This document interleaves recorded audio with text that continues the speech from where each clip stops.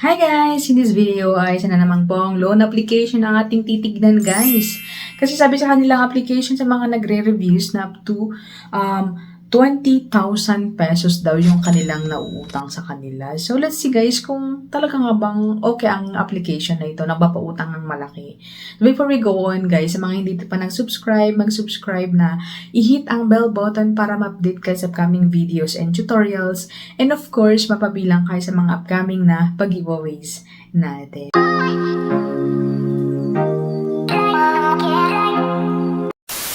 So welcome and welcome back sa ating channel. So in this video ay magre-review nga tayo ng isang lending application. Bagong application guys. So let's see guys kung maganda ba siya or hindi. So ang sa kanilang application ay safe and reliable daw. Enjoy low interest rates and experience efficient and convenient loan services. Ayan. So, of course, ay mga nagsasabi na nakaka-loan daw sila ng mga mataas. Ayan. So, may mga nagpapop up dito na 20,500 daw yung kanilang nautang. Ayan, in ilang milliseconds lang. So, let's see guys. So, ang loan application na ito ay si Pro V Peso Loan App Philippines. Ayan, na meron silang 4.6 na stars and medyo mataas yung ratings. Ayan, of course, ay pag ita-download natin is bubunga sa atin yung dashboard nila. Ayan. So, Pro V Peso. Ayan. Safe and reliable nga daw. So, click natin yung apply. So, pag click natin ng apply, guys, ay tatanungin yung ating personal information like yung province of residence, city of residence, residential address, postal code, educational level, marital status, name, number of children, ayan, and yung living condition. And of course, yung ating work information, guys. Work, profession natin, kung anong work natin, and kung ilang years tayo sa company na yon, and kung magkano ating salary. Ayan. Next natin, guys, is yung ating emergency contact. Ayan. So, emergency contact agad-agad. So, meron silang or nangangailangan sila ng 3 na emergency contacts. Of course, I click natin yung arrow doon para mamimili tayo so doon sa my contact reference natin mismo sa phone book. Ayan. So, kailangan yung mga nilalagay natin dito is alam naman nila para in case na magka-aberya, ayan, is alam nila na nilagay natin kasi syempre kukulitin sila ng mga ahente, ay mga agent, ayan. Of course, click natin yung continue, ayan. And after which is, meron dito yung mga katanungan, ayan. So, may pa-slam book or mga Q&A, ayan. So, credit standing. Is it overdue in the past month? Meron ba tayong overdue? Ayan. Kung maximum overdue days in the past month, total borrowing in the past month, the number of loans in the past month. So, basically, yung history natin, kung meron ba tayong utang, ayan, sa mga past na buwan, ganyan.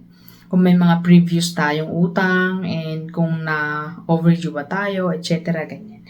And then, after which natin, or after nating nasagutan, click natin yung continue. Ayan. So, dito guys, is may napinsin ako guys, na parang iba yung nasa taas. Kung pansin nyo sa screenshot, iba yung language niya. So, iba yung developer siguro. Ewan ko, mga Pakistan ba? Chinese? Ayan, comment down below guys. So, basically, hindi po Filipino yung developer nito. Ayan. So, dito guys is, dito yung identity information natin or yung mga pa-ID, pa-selfie, ganyan. So, yung ID natin daw, pipicturean yung ID and then yung ID number and ID type, ayan. First name, middle name, last name, gender. Ayan. So, of course, ito yung mga ID na kailangan sa kanila. So, UMID, National ID, SSS, TIN ID, Passport, Driver License, and Postal ID, Voter's ID, and Health Card. Ayan. So, dito guys pala, sa application na ito, once na na-upload nyo yung ID nyo, ay hindi na kayo magta-type-type sa mga pangalan, middle name, kasi mag-automatic na, parang iscan niya yung ID natin. Ayan. So, ganun siya guys. Ganun siya, ganun yung application na ito. And after which is yung pa-selfie ni Mayor. Ayan. So, pagkatapos nun guys is yung bank account naman natin. Ayan.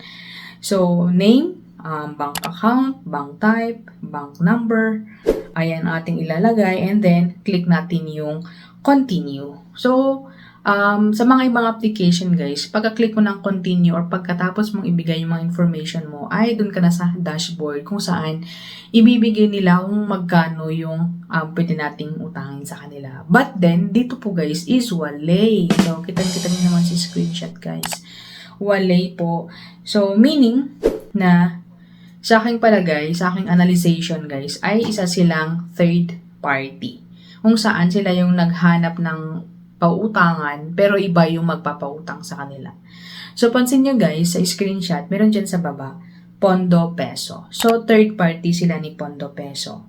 Ayan. So, click natin yung Pondo Peso. Ayan. Pagka-click ng Pondo Peso guys, ay ito na siya. Ayan. So, ito na yung pwede daw nating utangin sa kanila. So, amounting of 10,000 pesos. Yan, 10,000 pesos. Please select loan amount manually. So, sabi dito, loan term, 7 days. So, 7 days guys yung loan term ni Tech. And, amount received is 9,892. Ayan. Service fee of 8 pesos. Wow, ang baba ng service fee. Interest niya is 100 pesos. Ayan. So, ito na nga, 7 days yung loan term nito. Alright? So, yun guys, si Provi. Ayan. So, basically, si Provi is isang third party. Ayan. So, sa mga naghanap ng mga utangan ay kailangan manood kayo sa mga review tulad nito. Kasi nga, hindi po basta-basta yung mga information natin nilalagay natin. Ayan, mga ID natin, mga information basically. Ayan. So, in here is, sa mga reviews is negative. So, yung 10,000 is hindi po nila talaga ibibigay. Parang, kasi syempre pag isasubmit mo to is i-review pa nila. So, yung mga iba guys is nag-antay daw sila, wala naman. Basically, yung mga nag-re-review doon na magaganda is baka mga agent or mga fraud, ganyan. Hindi po natin sure. Pero sa mga iba guys ay naka-experience is talagang hindi po siya reliable. Okay? So, sa mga nakasubok dyan, ay please comment down below para naman ma-enhance kami kung talaga nga bang totoo na nagpapalon sila ng medyo kalakihan, guys. So, that's it our video and I hope na nakatulong sa mga naghanap ng utangan ngayong 2024. So, huwag kaligataang na mag-subscribe and mag-like para ma-update kayo sa upcoming videos and tutorials natin. See you on my next video. Bye!